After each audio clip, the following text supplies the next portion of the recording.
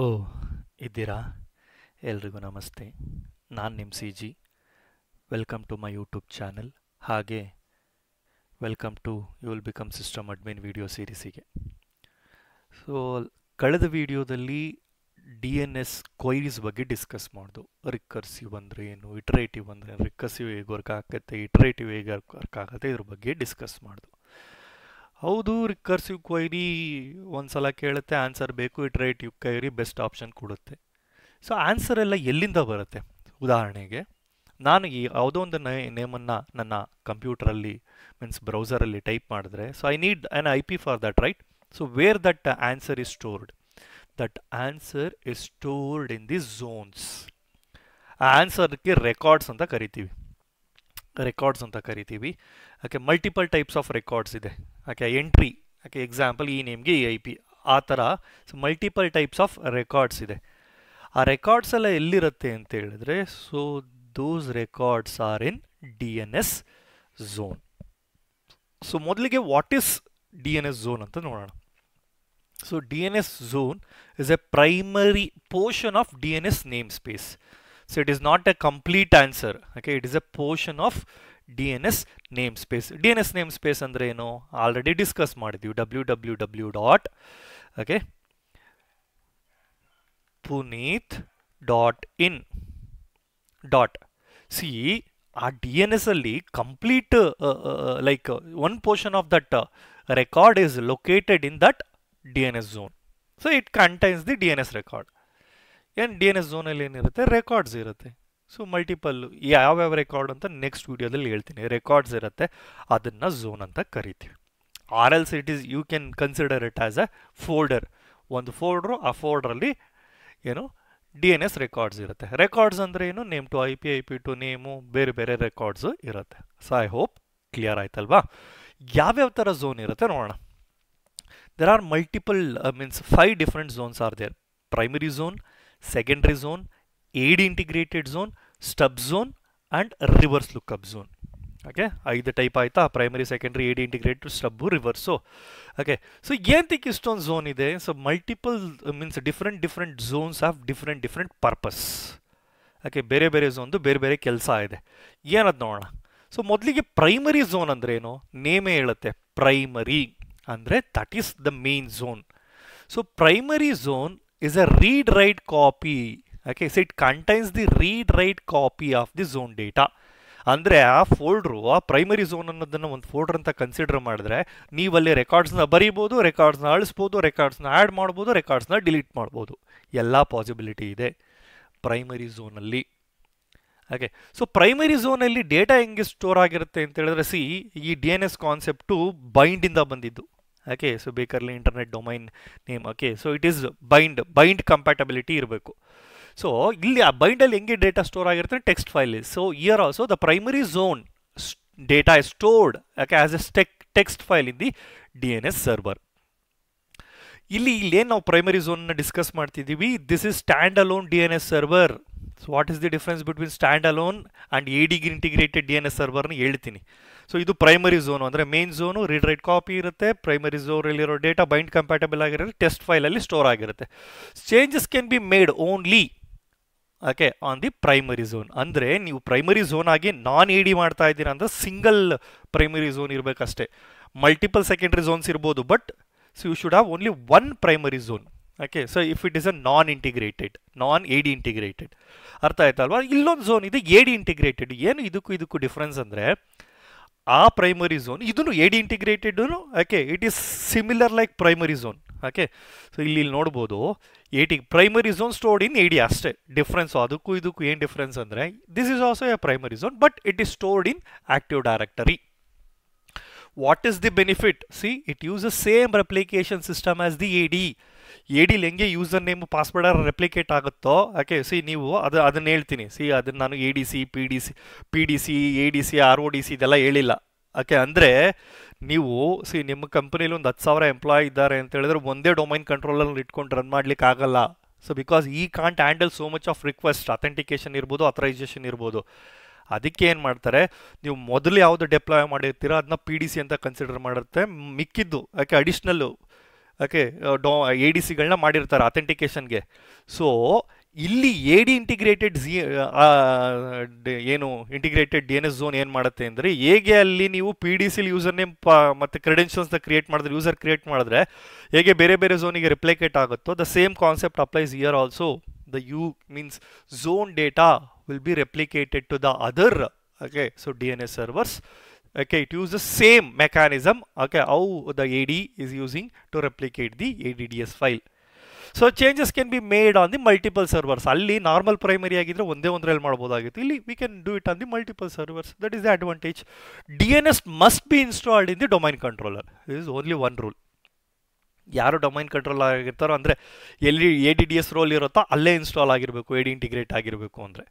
So it allows secure dynamic update. What you mean by secure dynamic update? ಯಾವುದೋ ಒಂದು computer ನನ್ನ ಡೊಮೈನ್ಗೆ join ಆಯಿತು, ಯಾವುದೋ ಒಂದು ಕಂಪ್ಯೂಟರ್ ಡೊಮೈನಿಂದ ಆಚೆ ಹೋಯಿತು.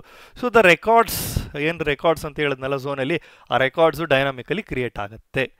ನಿಮ್ಗೆ ಗೊತ್ತಾಯ್ತಲ್ಲ, ಪ್ರೈಮರಿ ಝೋನ್ಗೂ ಎ ಡಿ ಇಂಟಿಗ್ರೇಟೆಡ್, ಅದು ಪ್ರೈಮರಿನೇ ಇದು ಪ್ರೈಮರಿನೇ, ಬಟ್ ಅಲ್ಲಿ it is not A D integrated, it is a stand alone one. ಅರ್ಥ ಆಯ್ತಲ್ವಾ? ಇಲ್ಲೂ ಇದೂ ರೀಡ್ ರೈಟ್ ಕಾಪಿನೇ, ಅದು ರೀಡ್ ರೈಟ್ ಕಾಪಿನೇ, but here I can have multiple primary zones because it is A D integrated. I hope ಅರ್ಥ ಆಯಿತು ಅಂತ ತಿಳ್ಕೊಳ್ತೀನಿ. ನೆಕ್ಸ್ಟ್ ಸೆಕೆಂಡ್ರಿ ಝೋನ್ಗೆ ಹೋಗೋಣ. So secondary zone, okay, so the first one it is a read only copy. ಇಲ್ಲಿ ನೀವು ಹೊಸದಾಗಿ ಏನೂ ಆ್ಯಡ್ ಮಾಡ್ಲಿಕ್ಕಾಗಲ್ಲ. ಈ ರೀಡ್ ಓನ್ಲಿ ಕಾಪಿ ಅಂದರೆ ಏನು ಅಂದರೆ, ನನ್ನ ಹತ್ರ ಆಲ್ರೆಡಿ ಒಂದು ಪ್ರೈಮರಿ ಝೋನ್ ಇದೆ, ಅದ್ರ ಕಾಪಿ ಇದಕ್ಕೆ ಕಾಪಿ ಆಗುತ್ತೆ. Why? For redundancy purpose, for load balancing purpose. Okay, or else ನಿಮ್ದು ಹೆಡ್ ಆಫೀಸು ಬ್ಯಾಂಗ್ಳೂರ್ ಇದೆ, ಬ್ರಾಂಚ್ ಆಫೀಸು ಅಲ್ಲಿ ಮೇಲ್ಕೋಟೆಯಲ್ಲಿ ಇದೆ ಅನ್ಕೊಳ್ಳೋಣ. ಓಕೆ, ಮೇಲ್ಕೋಟೆಯಲ್ಲಿ ಒಂದು ಸಣ್ಣ ಆಫೀಸ್ ಮಾಡ್ಕೊಂಡಿದ್ದೀರಾ, ನಿಮ್ಗೆ ಅಲ್ಲಿ ಡಿ ಎನ್ ಎಸ್ ಸರ್ವರ್ ಬೇಕು. But so Melkote is a remote location, somebody might come to your office, they may destroy your D N S, they might modify something. ಅದಕ್ಕೆ ಅಲ್ಲಿ ರೈಟ್ ಆಪ್ಷನ್ ಕೊಡಬಾರ್ದು ನೀವು, ಆಗ you will keep this read option. ಅರ್ಥ ಆಯ್ತಾ? Okay, ಅಥವಾ ನಿಮ್ಮ head office ಬ್ಯಾಂಗ್ಳೂರಲ್ಲಿದೆ, ಅದಕ್ಕೆ ನಿಮ್ಮ ಬ್ರಾಂಚ್ ಆಫೀಸು ನಮ್ಮ ಬಾಗಲಕೋಟೆಯಲ್ಲಿದೆ ಅಂದ್ಕೊಳ್ಳೋಣ. ಅಲ್ಲಿ ಒಂದಷ್ಟು ಜನ ಎಂಪ್ಲಾಯೀಸ್ ಕೆಲಸ ಮಾಡ್ತಿದ್ದಾರೆ. They want to resolve their name to I P. ಆ ರಿಕ್ವೆಸ್ಟ್ ಆಲ್ ದ ವೇ ಅಲ್ಲಿಂದ ಬೆಂಗಳೂರಿಗೆ ಬರೋ ಬದಲು ವಿಲ್ ಕೀಪ್ ಒಂದು secondary means D N S secondary zone server there over there. So it will resolve the name. ಅದಕ್ಕೆ ಎಲ್ಲಿಂದ ಬರುತ್ತೆ data ಅಂತ ಹೇಳಿದ್ರೆ, it will replicate the data from the primary zone. Or else ಅಲ್ಲಿ ಒಂದು ಬಾಗಲಕೋಟೆಯಲ್ಲಿ ಒಂದಿಟ್ಟು ಅಲ್ಲೇ ಹಂಗೆ ನೆಕ್ಸ್ಟು ಮುಂದೆ. ಸೊ ಈ ದಾವಣಗೆರೆಯವರು ಕೇಳ್ತಾರೆ ಅಂದ್ಕೊಳ್ಳಿ, ನಮಗೂ ಒಂದು ಬೇಕು ಡಿ ಎನ್ ಎಸ್, ಅಲ್ಲೂ ಒಂದು ಆಫೀಸ್ ಇದೆ. ಓಕೆ, ಅವರಿಗೆ instead of asking them to take the data from the primary zone of the Bangalore, so they it can take the data from the secondary zone of like Davangere. So ಹಂಗೆ ಅಂದರೆ secondary ಝೋನಿಂದ secondary ಝೋನ್ಗೂ data copy ಆಗುತ್ತೆ, ಪ್ರೈಮರಿಯಿಂದನೂ copy ಆಗುತ್ತೆ. Means it is a exact copy. ಅದನ್ನೇ ಹೇಳಿರೋದು, can be copy. Okay, so ಇಲ್ಲಿ can be a copy of A D integrated. A D integrated ಆಗುತ್ತೆ, ಸ್ಟ್ಯಾಂಡ್ ಅಲೋನ್ದು ಆಗುತ್ತೆ. ಚೇಂಜಸ್ ರಿಕ್ವೆಸ್ಟ್, ಏನಾದ್ರು ಚೇಂಜ್ ರಿಕ್ವೆಸ್ಟ್ ಬಂತು, ಯಾವುದೋ ಒಂದು ಲೈಕ್ ಕಂಪ್ಯೂಟರ್ ಡೊಮೈನ್ಗೆ ಆ್ಯಡ್ ಆಯಿತು. ಓಕೆ, ಅದು ರೀಡ್ ಕಾಪಿ ಅಲ್ವಾ, ರೈಟ್ ಕಾಪಿ ಅಲ್ಲ. ಮೀನ್ಸ್ ಅಲ್ಲಿ ಎ ರೆಕಾರ್ಡ್ ಕ್ರಿಯೇಟ್ ಆಗಲ್ಲ, ಡೈನಾಮಿಕ್ ಅಪ್ಡೇಟ್ ಆಗಲ್ಲ. Then that change will automatically passed to the primary zone. ಬೆಂಗಳೂರಿರೋ ಪ್ರೈಮರಿ ಝೋನಿಗೆ ಬರುತ್ತೆ, primary zone will create. So ಆಮೇಲೆ ನೆಕ್ಸ್ಟ್ ಪಾಯಿಂಟ್ ಏನು, ಇಟ್ ಡಸ್ ನಾಟ್ ರಿಕ್ವೈರ್, ಈ ಪಾಯಿಂಟ್ಸ್ ಎಲ್ಲ ಅರ್ಥ ಆಯ್ತಲ್ವಾ? It does not require D N S server to be in domain. ಇಲ್ಲಿ ಇನ್ನೊಂದು, ನಮ್ಮದು ಎ ಡಿ ಇಂಟಿಗ್ರೇಟೆಡ್ ಪ್ರೈಮರಿ ಇರುತ್ತೆ, ಸೆಕೆಂಡ್ರಿನೂ ಎ ಡಿ ಇಂಟಿಗ್ರೇಟೆಡ್ ಇರಬೇಕು ಅಂತ ಏನಿಲ್ಲ rule. You can make that stand alone server as also a secondary zone. ಅಥವಾ ನೀವು ನಾನ್ ಮೈಕ್ರೋಸಾಫ್ಟನ್ನು ಮಾಡ್ಬೋದು, ಲೈಕ್ ಯುನಿಕ್ಸು ಲೈನಕ್ಸ್ದು ಸಪೋರ್ಟ್ ಆಗುತ್ತೆ ಸೆಕೆಂಡ್ರಿಗೆ. Okay, so but it will keeps the complete copy of another zone. ಅಂದರೆ ಪ್ರೈಮರಿ ಝೋನ್ದು ಸೆಕೆಂಡ್ರಿ ಝೋನ್ ಕಂಪ್ಲೀಟ್ ಕಾಪಿ ಇಲ್ಲಿ ಇರುತ್ತೆ. ಸೆಕೆಂಡ್ರಿ ಝೋನ್ ಅಂದ್ರೆ ಅರ್ಥ ಆಯ್ತಲ್ಲ, ಏನಕ್ಕೆ ಯೂಸ್ ಮಾಡ್ತೀವಿ ಅಂತ ಅರ್ಥ ಆಯ್ತಲ್ಲ, redundancy, load balancing, remote location, ಈ ಪರ್ಪಸ್ಸಿಗೆ. The next one is stub. ಏನಿದು ಸ್ಟಬ್ ಅಂತ ಹೇಳಿದ್ರೆ, ಸಿ ಸೆಕೆಂಡ್ರಿ ಝೋನಲ್ಲಿ complete copy of primary or secondary data will be copied. ಈ ಸ್ಟಬ್ ಝೋನಲ್ಲಿ ಓನ್ಲಿ ಸ್ಪೆಸಿಫಿಕ್ ಮೀನ್ಸ್ ನಮ್ಗೆ ಯಾವ್ದು ಅವಶ್ಯಕತೆ ಇರುತ್ತೋ ಅದನ್ನು ಮಾತ್ರ ನಾವು ಮಾಡ್ಕೋಬೋದು. It means what? Okay, welcome back here. So ಇದು ನಮ್ಮ ಪ್ರೈಮರಿ ಅನ್ಕೋಣ. ಇಲ್ಲಿ ಒಂದು 1000 ರೆಕಾರ್ಡ್ ಇರುತ್ತೆ. ಓಕೆ, ಇದು A D integrated primary. Okay, ಇಲ್ಲಿ ನಾನು ಸೆಕೆಂಡ್ರಿ ಮಾಡ್ತು ಅಂತ ಹೇಳಿದ್ರೆ, ಸೆಕೆಂಡ್ರಿ ಮಾಡ್ತು ಅಂದರೆ ಇಲ್ಲಿ ಏನು 1000 ರೆಕಾರ್ಡ್ ಇರುತ್ತೋ ಇಲ್ಲಿ ಸೆಕೆಂಡ್ರಿಗೆ ಬಂದ್ಬಿಡುತ್ತೆ, whether it is A D integrated or non A D integrated. Okay, so but ಇಲ್ಲಿ ಎ ಡಿ ಇಂಟಿಗ್ರೇಟೆಡ್ ಝೋನ್ ಇದೆ. ಓಕೆ, ಇಲ್ಲಿ ಒಂದು 1000 ರೆಕಾರ್ಡ್ ಇದೆ, ಬಟ್ ನನಗೆ ಎಲ್ಲ 1000 ರೆಕಾರ್ಡು ಬೇಡ, ನನಗೆ ಸ್ಪೆಸಿಫಿಕ್ ರೆಕಾರ್ಡ್ಸ್ ಮಾತ್ರ ಬೇಕು, ಸ್ಪೆಸಿಫಿಕ್ಸ್ ರೆಕಾರ್ಡ್ ಮಾತ್ರ ಬೇಕು. So then I will go with the stub zone. ನೀವು ಕೇಳ್ಬೋದು. ಓಕೆ, ಸೊ ಅದಕ್ಕೆ there are other option called forwarder and conditional forwarder ಅಂತಲೂ ಇನ್ನೊಂದು ಆಪ್ಷನ್ ಇದೆ. ಓಕೆ, ಸೊ ಅಂದರೆ ನಮ್ಗೆ ಏನೇ ರಿಕ್ವೆಸ್ಟ್ ಬಂದರೂ ಈ ಪರ್ಟಿಕ್ಯುಲರ್ ರಿಕ್ವೆಸ್ಟ್ ಬಂದರೆ ಇಲ್ಲಿ ಕಳಿಸು ಮಾಡ್ಬೋದು. ಬಟ್ ಅದರಲ್ಲಿ ಡ್ರಾಬ್ಯಾಕ್ ಇದೆ, ಏನು ಹೇಳ್ತೀನಿ. ಈ ಸ್ಟಬ್ ಝೋನಲ್ಲಿ ಏನು ಅಂದರೆ ನನಗೆ ಸ್ಪೆಸಿಫಿಕ್ ರೆಕಾರ್ಡ್ಸ್ ಮಾತ್ರ ಬೇಕು ಇಲ್ಲಿಂದ ಇಲ್ಲಿಗೆ. ಓಕೆ, ಸ್ಪೆಸಿಫಿಕ್ ರೆಕಾರ್ಡ್ಸ್ ಅದಕ್ಕೆ ಮಾತ್ರ I will go with stub zone. I don't want all the 1000 records. So you may task secondary zone ಮಾಡ್ಕೊಳ್ಳಿ. ಸೆಕೆಂಡ್ರಿ ಝೋನ್ ಹಾಕಿದ್ರೆ ಎಲ್ಲ ಡೇಟಾ ಬರುತ್ತಲ್ಲ, ನನಗೂ ಅದು ಬೇಡ, ನನಗೆ ಸ್ಪೆಸಿಫಿಕ್ ಬೇಕು. ಫಾರ್ವರ್ಡರ್ ಹಾಕಿದ್ರೆ ಏನಾಗುತ್ತೆ ಅಂತ ಹೇಳಿದ್ರೆ, ಇಲ್ಲಿ ಏನಾದ್ರೂ ಈ ಪ್ರೈಮರಿಲೋ ಅಥವಾ ಸೆಕೆಂಡ್ರಿಲೋ ಏನಾದರೂ DNS ಚೇಂಜಸ್ ಆದರೆ ಇದು ಡೈನಾಮಿಕಲಿ ಅಪ್ಡೇಟ್ ಆಗಲ್ಲ, ಮ್ಯಾನ್ಯುಯಲಿ ಮಾಡಬೇಕು ಫಾರ್ವರ್ಡರ್ ಹಾಕಿದ್ರೆ. That is the disadvantage of having the forwarder. ಅದಕ್ಕೆ so in this scenario example ನಂದು 2 ಡೊಮೈನ್ ಇರುತ್ತೆ ಅಂದ್ಕೊಳ್ಳಿ. ಸೊ ಯಾವುದಿದು ಪುನೀತ್.in, ಇಲ್ಲೊಂದು ಡೊಮೈನು ಬಸವ.com. ಓಕೆ, ಸೊ ಇವರಿಬ್ರು ಇಲ್ಲಿಗೆ ಫಾರ್ವರ್ಡರ್ ಹಾಕ್ಬಿಟ್ಟಿದ್ದಾರೆ ISP ರೌಟ್ರಿಗೆ. ಓಕೆ, ಏನೇ ರಿಕ್ವೆಸ್ಟ್ ಬಂದರೂ ISP ರೌಟ್ರಿಗೆ ಹೋಗಿ ಯಾವುದೋ ಒಂದು ಯೂಸರು ಪುನೀತ್.in ಅಂತ ಟೈಪ್ ಮಾಡ್ದ, ಆ ರಿಕ್ವೆಸ್ಟ್ ಎಲ್ಲಿಗೆ ಬರುತ್ತೆ ಬಸವ.com ಬಂತು. ಬಸವ.com ಓಕೆ ಈ ಆಸ್ ದಿ ಫಾರ್ವರ್ಡರ್, ಏನೇ ರಿಕ್ವೆಸ್ಟ್ ಬಂದರೂ ISP ಕಳಿಸು ಅಂತ. Okay, it will forward to this. Again it has to come back to this, again he has to give the answer. It is a big task. You my task. Okay, why can't we have a conditional forwarder towards the punith.in from ನಿಮ್ಮ ಡೊಮೈನಿಂದನೇ ಮಾಡಿ ಆ ಸುತ್ತಿ ಬಳಸೋದೆಲ್ಲ ಹೋಗುತ್ತೆ ಅಂತ. Conditional forwarder ಹಾಕಿದ್ರೆ ಏನಾಗುತ್ತೆ ಅಂತ ಹೇಳಿದ್ರೆ ವರ್ಕ್ ಆಗುತ್ತೆ, ಇಲ್ಲ ಅಂತ ಅಲ್ಲ. ಬಟ್ ಇಲ್ಲಿ ಏನಾದರೂ DNS ರೆಕಾರ್ಡಲ್ಲಿ ಚೇಂಜಸ್ ಆದರೆ that will not be dynamically update to ಬಸವ.com. Manually has to do it. Manually ಆ ರೆಕಾರ್ಡ್ನಲ್ಲಿ ಚೇಂಜ್ ಮಾಡಬೇಕು ಕಂಡೀಷನಲ್ ಫಾರ್ವರ್ಡರ್ ಹಾಕಿದ್ರೆ. That is the disadvantage. ಅದನ್ನೇ ಇಲ್ಲಿ ಹೇಳಿರೋದು. ಇಲ್ಲೇನು contains the partial data from the another zone, only records finds and authoritative ಸರ್ವರ್ದು ಇರುತ್ತೆ. Stub zone is automatically update. ಅರ್ಥ ಆಯ್ತಲ್ವಾ? ಅದಕ್ಕೆ ಸ್ಟಬ್ ಝೋನ್ ಮಾಡ್ತಾರೆ. ಆಯಿತಾ, stub zone. Okay, so next reverse lookup zone. ಏನು ರಿವರ್ಸ್ ಲುಕ್ಅಪ್ ಝೋನು ಅಂದರೆ, ಇಲ್ಲಿವರೆಗೂ ಏನೇನು ಡಿಸ್ಕಸ್ ಮಾಡೋದು ಅದು name to IP. This is reverse IP to name host mapping. ಯಾಕೆ ನಾನು IP ಕೊಟ್ಟರೆ ಅದಕ್ಕೆ ಏನು, ಅದು ಯಾವ IP ಅದ್ರ ನೇಮ್ ಏನು ಅಂತ ಕೊಡುತ್ತೆ. ಸೊ ಇದನ್ನು ಎಲ್ಲಿ ಯೂಸ್ ಮಾಡ್ತಾನೆ ಅಂದರೆ ಟ್ರಬಲ್ ಶೂಟಿಂಗಿಗೆ, ಮತ್ತು ಕೆಲವು ಸರ್ವೀಸಸ್ಸು ಇದನ್ನು ರಿವರ್ಸ್ ಲುಕ್ಅಪ್ ಝೋನ್ನೇ ಯೂಸ್ ಮಾಡ್ತವೆ.